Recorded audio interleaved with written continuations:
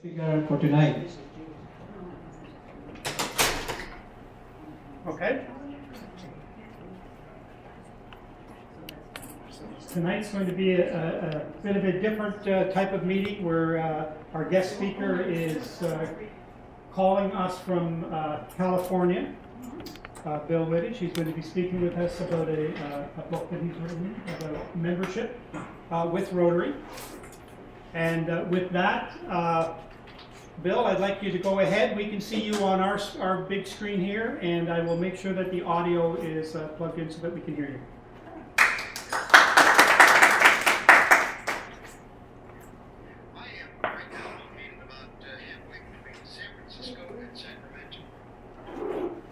Very large storm out here, and that's what happened to the audio connection a few minutes ago. So we're fine right now. Stop recruiting. Start attracting is both the title of a new book I've written and a thought that I want to share with you, because we spend so much of our time in Rotary recruiting. You know, to me, recruiting means sort of like the military does, going out to enlist someone to join the club. In other words, recruitment begins by us finding someone who may be interested in joining. You find them. For years in my own clubs, I was the membership chair, and I went out looking to recruit some new members. Then I woke up one day, particularly when I started working with younger people, our younger members, who tell me right off the bat, don't recruit me. In fact, I'm going to try to find a club that wants me, that attracts me. So I started thinking for a few minutes about the difference between those two. And I thought, what is the difference between recruiting and attracting?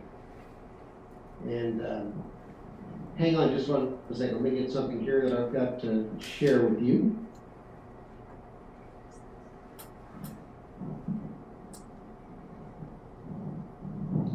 Didn't get lost. I just lost my own video on my end, so that's fine. That's what I'm doing. So I'm going to go to some paper notes I have rather than the video. You know, attraction means to me that they find you. And when I talk about attraction, I really have two questions in mind. One is a recruitment question. Now think about your own club for a minute when I say this to you.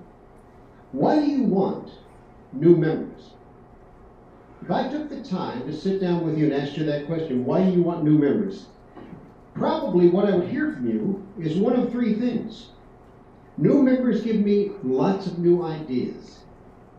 New projects, new service opportunities. Or maybe you'd say, we have a lot of service going on in our club. I need more help.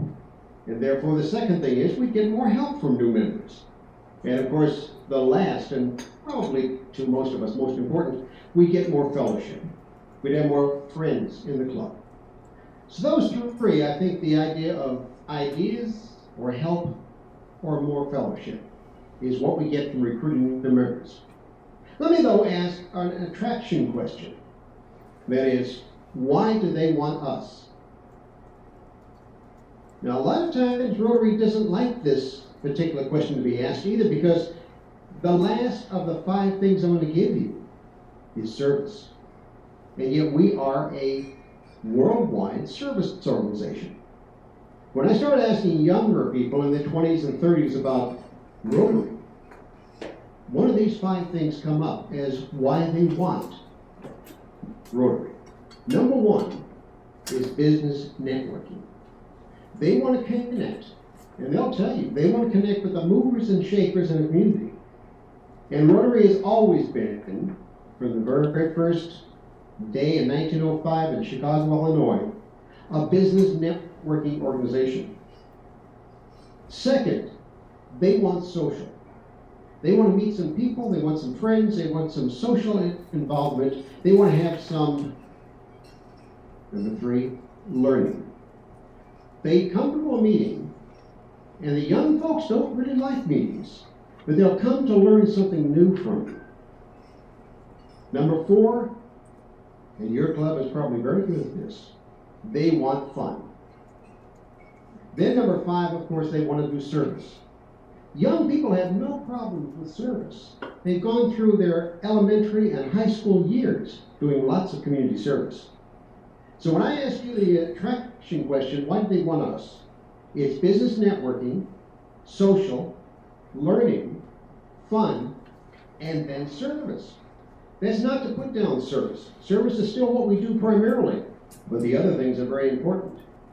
Let me give you a couple of key thoughts about attraction. One is that people are very, very interested in what benefits them. Now that may sound a little selfish to you, but I don't mean it that way. We all are looking for spending our time getting some value from the organization we belong to.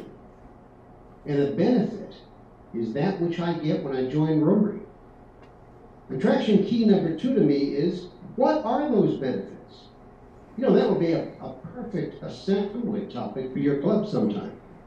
Sit down and spend maybe a half hour isolating, listing down the benefits of being a Rotarian, because that's what you're going to use as an attraction tool. My third key is for all of us to realize that today's prospects, those people who are looking to become Rotarians, go shopping.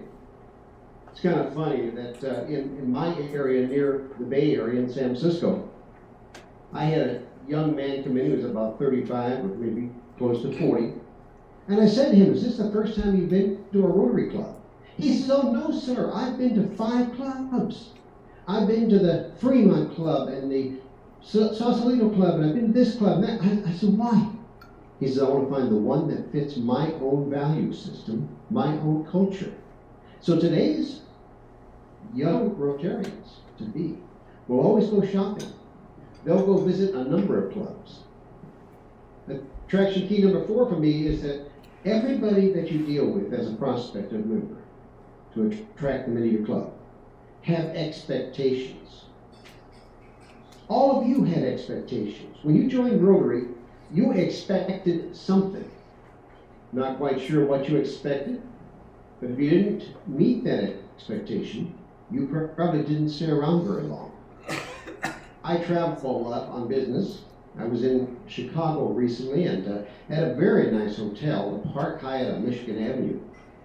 And I walked into that hotel. It was a luxurious hotel. And I had expectations. You know, I expected that place to be just immaculate. I expected it to be warm and friendly and outgoing. And I wasn't disappointed. Now, I don't know why when I check into a Motel 6, I have a different expectation. But if I check into a Motel 6, probably all I expect is they left the light on for me. That's probably the only thing I expected that place. But no, I was in this luxury hotel, and I noticed a gentleman there in a suit. And he had a little Hyatt badge on, so I knew he worked there. And he and I kind of walked into the lobby area, and he got on the elevator where I got on. On the ride up the elevator, and I know you're not supposed to talk in elevators, but I did. I said, sir, I said, you got this big badge on. I see your Hyatt name tag, but you got a big badge on that says 10 and 5. 10 and 5. I says, what does that mean? Oh, he was so embarrassed. He says, you know what, in a Hyatt hotel, when you're about 10 feet from a guest, you smile. And when you're 5 feet from that same guest, you say, good morning, sir, good morning, ma'am, or good evening, sir. And we were caught by corporate not doing that. And for a whole month, we have to wear these badges that say 10 and 5. And he says, it's so embarrassing. But you know, all that is a look at a Hyatt expectation. And Rotary has the same expectations. In fact, all of your members have expectations when they join Rotary. But it might be nice to ask them sometime, what do you expect from a club like Rotary? You know, we look to attract members. We're really looking for 3 things in a prospective member. One is that they have a business attitude. Because no matter how we look at Rotary, it is still a business organization. Now, we can prove that because you have your name of your vocation on your badge in most cases. It's called your classification in Rotary.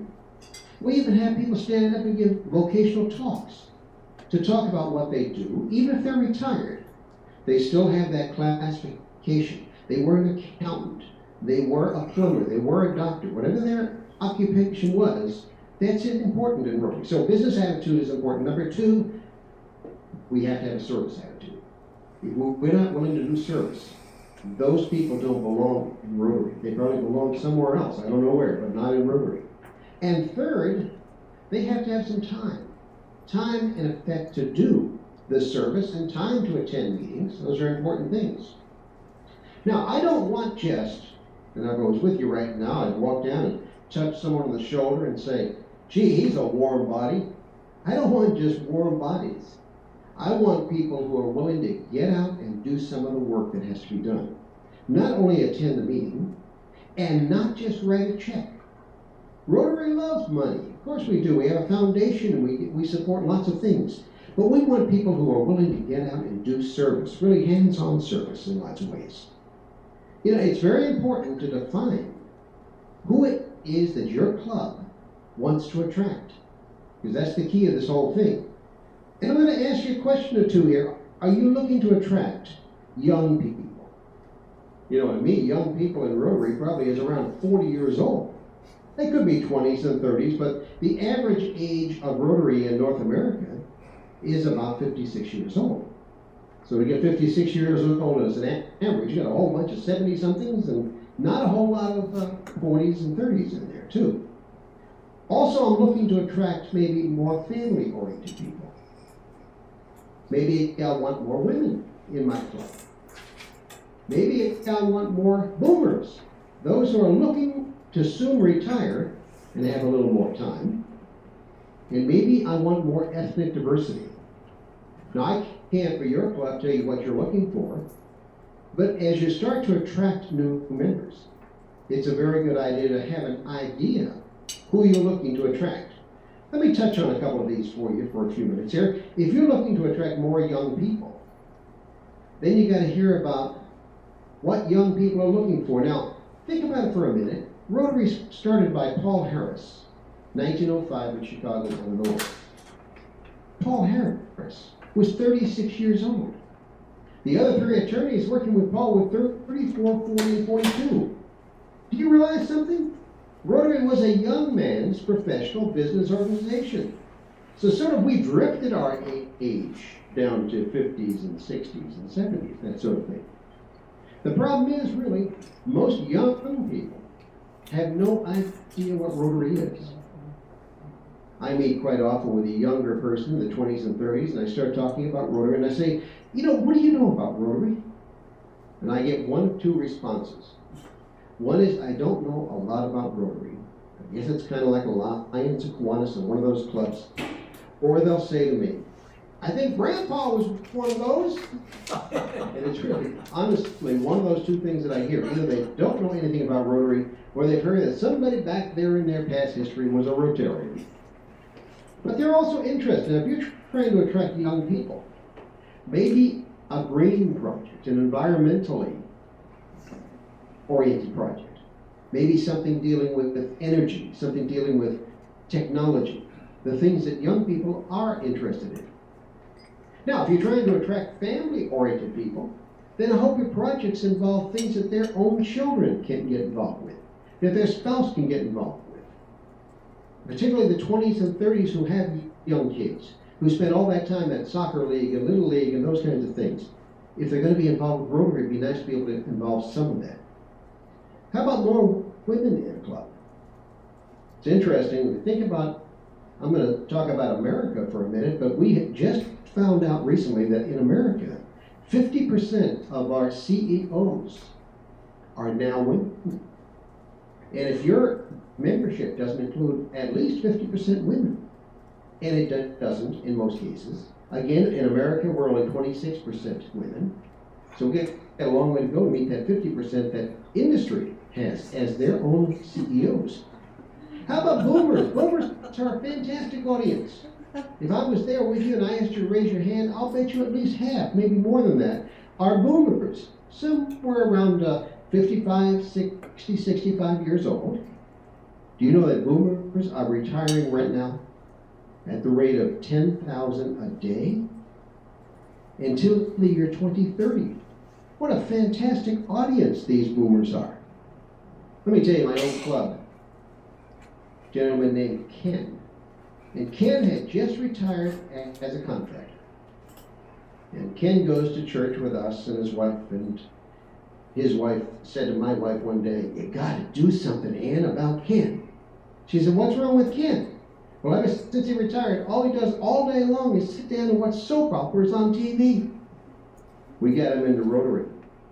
Ken hasn't missed a meeting, and Ken hasn't missed a service project. See, we connected with something that Ken cared about at that point. Ethnic diversity is, of course, always important, and the concept there is to try to mirror your community with the ethnic diversity in your club. Now, a club that really does reflect its community in regards to gender and age and ethnicity, in my mind, is a club with its eye on the future.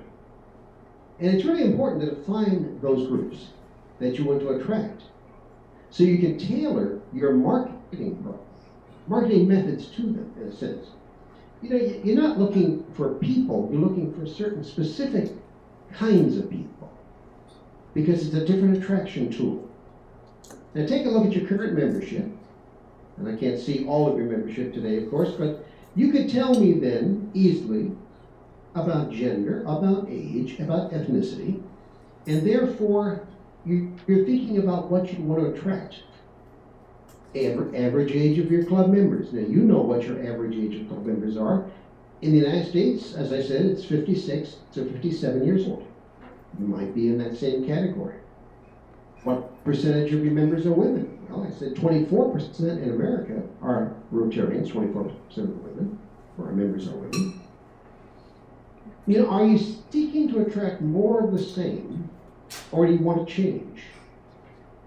So let me spend a few minutes with you talking about where to attract, and I'm going to give you some hints about maybe where you're not attracting as well as you could. One of those places is your own friends. It always amazes me that Rotarians don't ask their friends to join Rotary, and I know why. They're afraid that their friends are going to say no. It's going to embarrass them beyond belief. So the easiest way not to get embarrassed by having your friends say no, making you feel funny about it, is don't ask them. And I know in my own club, if I said, "How many of you asked your friends to join?" I probably had one or two that asked their friends. Now these are the same people who will go out in society and ask perfect strangers to join Rotary, and they don't ask their friends. If I was with you right now, I'd ask you to raise your hand as to how many belong to the Chamber of Commerce. Now, I have been on the board for my chamber in my town, and I've been an ambassador, which means we go out to the ribbon cuttings and the new businesses that open and meet them and greet them. And I'll tell you why I belong to the chamber. Quite honestly, I never go to an event, a ribbon cutting, a lunch, or a dinner at the chamber, that I don't pick up one business card from one potential Rotarian. So I find, because those are business people. Can you imagine for a minute? Here's a person that opens a brand new business in town. They're probably brand new to your area. They need to meet people. Isn't Rotary a natural way for them to meet people? Of course it is. And therefore, local businesses. Every morning when I get up, I say to myself, I'm going to probably be in 5 businesses today around town. I'm going to stop by the cleaners and pick up my cleaning. I'm going to the bank. I'm probably going to stop at Home Depot or some place like that. But you know, every time I walk into one of those places, I look first for the manager, because that manager should be a Rotarian, and I'm going to help them to learn about Rotary. And it was so funny, because we have a new bank that opened up in our town, about 5 years ago. And I was so excited because I knew that bank. Where I lived prior to that time, that was my business bank. And so I walked in the very first day they opened the brand new branch, and I talked to Kelly, the manager. And I walked right up to Kelly and said, "Kelly, why aren't you a Rotarian?" And Kelly said, "Well, you know, Bill, I'm just so busy right now. I just can't swing all that. I don't have time right now." So every time, literally for the next 2 years, I walked into her branch once a week, make a deposit or do something with the business. I'd walk in and say, "Kelly, Rotary!" And she'd look at me and she'd laugh. 2 years later, she's now on our board, and she's now our treasurer. But see, never, when someone says, no, this isn't the right time, just put them on the list and keep asking them, because very few people roll over and say, sure, I'll join today. But we give up on people too, for sure. Now, all of you probably have some faith, and your faith may be a church or a temple or a synagogue that you attend on probably a regular basis. And I do the same thing. I go to church on Sunday, and I'm not bragging about that, but you know what I do during church? Now, none of you are ministers or priests or anything like that, because during the service, I'm looking out there for Rotarians. What a perfect place to find people who want to do service for you. And you know what happens is I'll see one, and I'll meet with them after church at the coffee pot, and I'll talk about Rotary and give them a little flyer about it and that sort of thing. I know, that's all. Nonprofit organizations. Lots of you belong to nonprofits. In fact, you're on the board for the food bank or the women's center or the teen center, something like that. You know, your fellow board members are perfect potential Rotarians.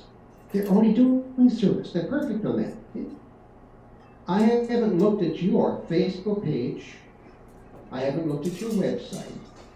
If I did, I hope I'd find lots of pictures that reflect age differences, gender differences, because that's what people do. Now, you want young people in your club? I'll tell you honestly, the first thing they look at is your website. Second thing they look at is your Facebook page. Then after that, they start looking at your tweets. Are you on Twitter?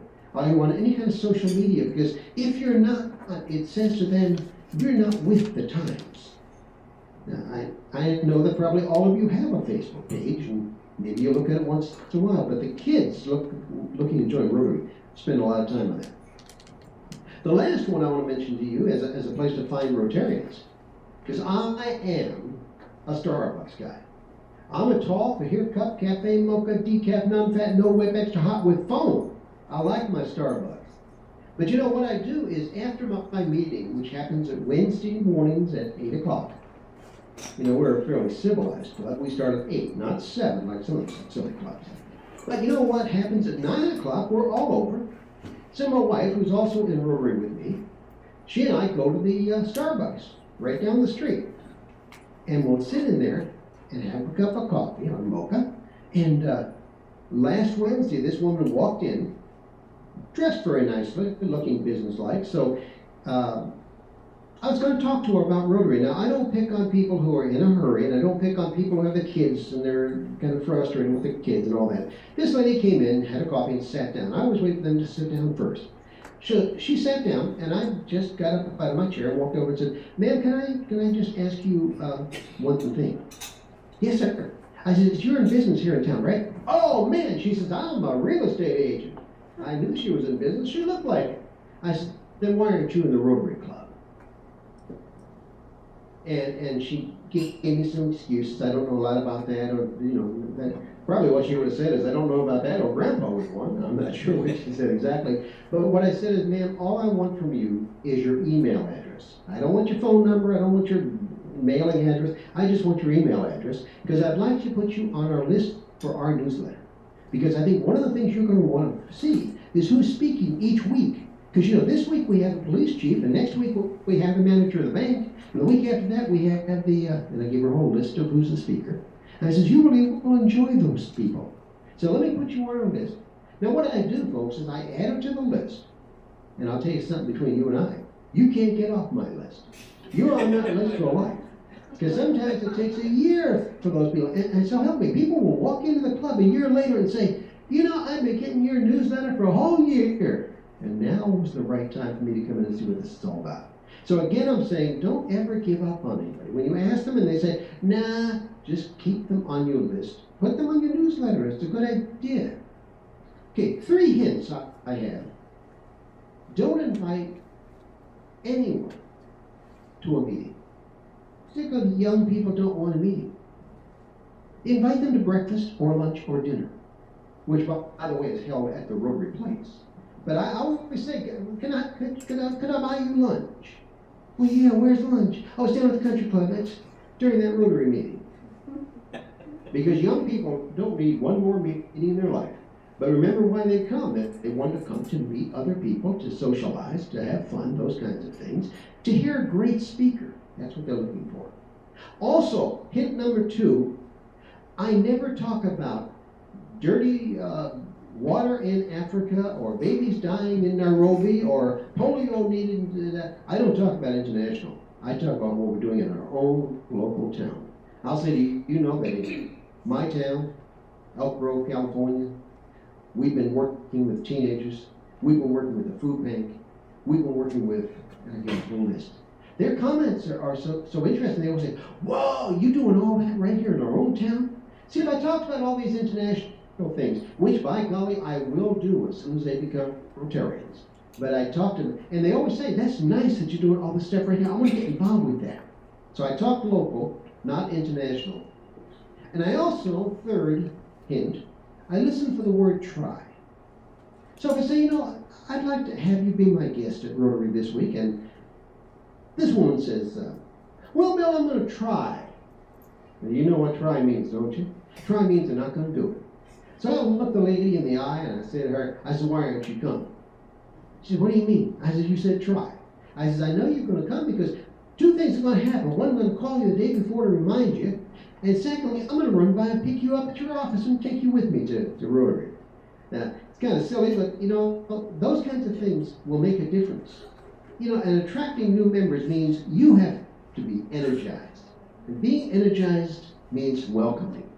I know if I walked into your club, you'd be grabbing my hand, shaking my hand, welcoming me, and that's really, really important.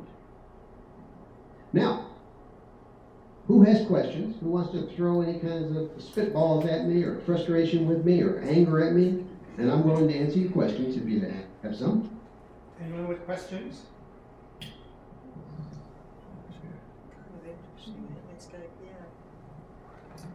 I'm going to start off, Bill. As you were speaking and you were making these comments about the gender equality and the ethnic balance. I took a look around our club. Tonight we just happened to have 8 ladies in the club, and we have 8 guys, so we're 50-50 tonight.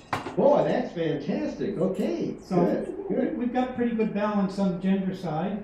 On the ethnic diversity side, I see we have 4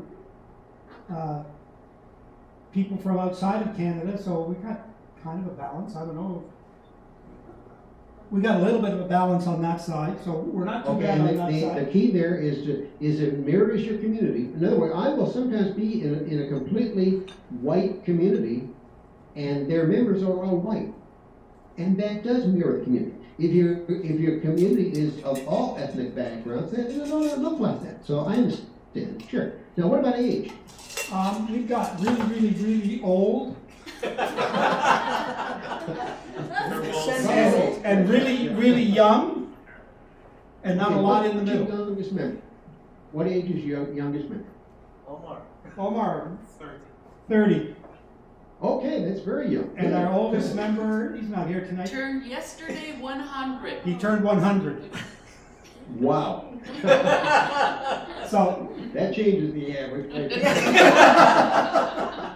Now, we are becoming a much younger club. 30-year-old. Who brought your 30-year-old in?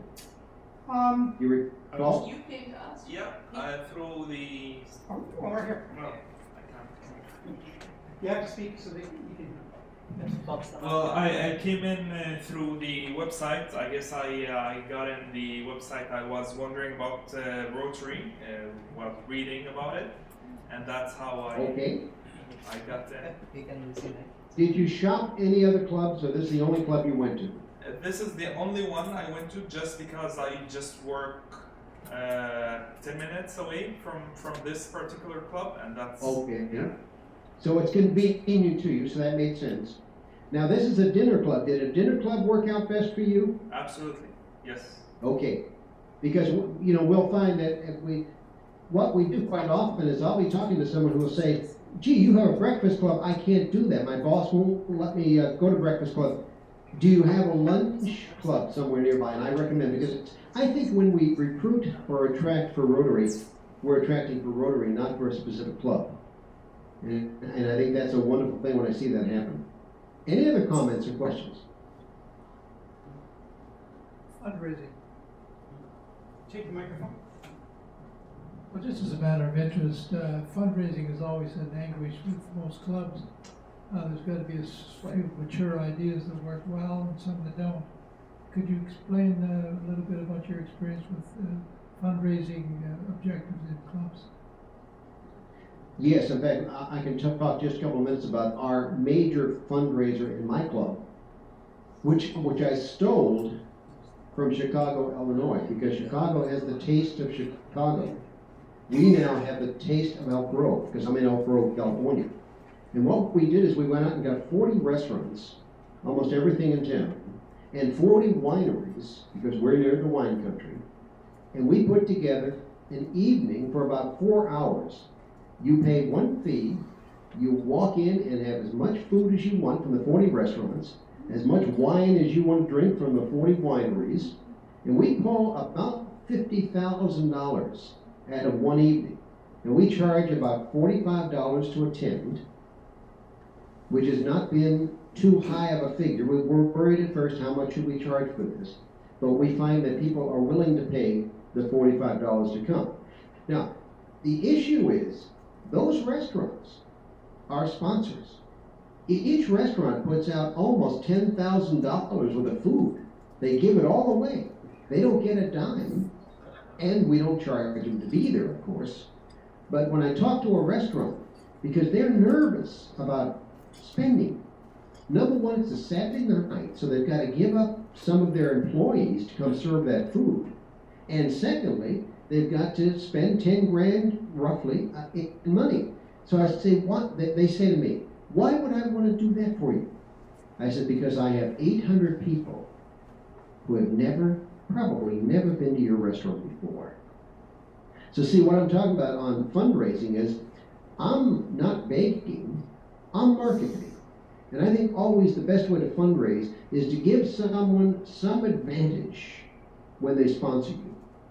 I laughingly do a talk called OPM, Other People's Money. Because that's what we're looking for. We're always looking to get other people's money into our club. But the only reason people will ever give you their money is if they get more in value out of what they're giving you than what they're giving you. In other words, if they get more. So these restaurants, they have 800 people who sample their food. And I tell them, give out coupons, good for 2 for 1, for a free dinner. Give something to bring people into your restaurant. Now the wineries have no problem with that. They know wine tasting is what their business is all about, so they stand there for hours and talk about their wines. Nobody can sell anything that evening, but they certainly get a lot of new customers. Does that make sense? Just one idea about fundraising. Make sure that the person you're asking for money gets a lot from it. Now, people pay $45, they get a whole fun evening. We make it fun. There's dancing, there's food, there's wine, there's auctions, there's tables with raffles. So they have a ball. But the challenge was always getting people to give away their food and give away their wine. And as long as you understand, you're not asking for anything for free. You're giving them a marketing opportunity. And that's how we look at it. Any other questions? Oh, The average size of I'll the turn club. the camera towards you too. Hello, Bill. Yes. My name is Dilekar Vaidya. I'm the newest member in the club. Good. Welcome. Thank you. First of all, thank you very much for the nice presentations. Very nice. And what you said about this, stop recruiting and start attracting. It's not only in the Rotary Club. I think we can use that in the business as well. Many businesses, they are recruiting their staff, employees, rather than recruiting. They have to start attracting about their company and the business. But it's Thank here. you. Now, I want to mention while you have that in mind, I do a lot of work with Apple Computer here in Cupertino. And Apple's #1 philosophy has always been, we want to attract new employees, not recruit them. So you're right on the That's an excellent point. And what you said about the recruiting or attracting the new prospects to the Rotary, it's pretty scary. It looks like you have read my mind before I joined the Rotary, because I did go to a couple of Rotaries to see how the business or the Rotary service run. And you were shopping. Yeah. absolutely, I was shopping. I was actually looking at the club where I can fit with my ideas, values, and where, not that other Rotaries did not welcome me nicely, but definitely I found this club as, very welcoming. So definitely, I did went out shopping different. I would not say shopping. I was really interested in joining the club, and I'm just happy joining the club. But thank you very much. It's a wonderful presentation from you. Thank you very much. Thank you. Let me add just a couple of comments to what you just said there too, because so many times when I work with young people, and young to me being 30 and 40-year-old, they walk into a club and the first thing that happens is they start singing songs from 1920.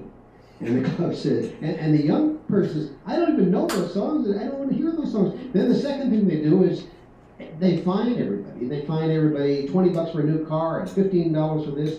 And the young person goes, I can't even afford. I'm lucky if I can afford the dinner, no less the fines. So I work sometimes with clubs trying to get them to change some of those old kinds of things that go on. Anything else? Average This size has of been clubs. fun for me, I'll tell you. Average size. Bill, just a comment on the average size of clubs in your district there. What would be an average size of club in your area there? They run from as low as 7 members to as high as 400. So the city of San Francisco has a 400 club. Now, I'll tell you an interesting thing. This is my 3rd club that I'm in right now, because I started out in a lunch club. Since I travel so much, I couldn't make lunch all the time, so I went to a breakfast club. Now I'm in an E-club. And the E-club only meets 4 times a year. Whoa, I can make that. But you know what they really do? It sounds like, how can you do that, meet 4 times a year? We do service for all 40 clubs in our district. So for example, on Saturday night coming up, I'm going to be working a crab feed. My wife and I will be working a crab feed, doing registration and serving wine and all that. Earlier in the day, I'll be working at a military base, giving some families food for lunch and things like that. So in other words, our club, which has now 65 members, it's called Passport. It's like having a passport. And we simply will do anything for any of the 40 clubs. All they have to do is ask. So we do service all the time. We don't have any of our own service projects because we're just this independent E-club. Now it says electronic club, but we don't meet by E. We meet 4 times a year. But we also have about 12 social events. And we have a young club. We're average age about 20s and 30s. Because a lot of these people cannot afford the time to go to Rotary. Their boss won't let them off to go to a Rotary meeting at breakfast or lunch. And secondly, Rotary gets expensive for a lot of our young people. They can't afford $15, $20 for a lunch or a dinner. So we don't have any costs for being a member except for the RI dues and the district dues. There's no dues in our club because we don't do anything. So, there's all kinds of different sorts of clubs. We have 40 clubs in our district. And some are lunch, and some are breakfast, and some are dinner. We have one dinner club, like yours is a dinner club. There's this dinner club which probably starts their meeting about 7 o'clock. They start drinking about 4. So we call them the nightclub. And they are an older club, to say the least.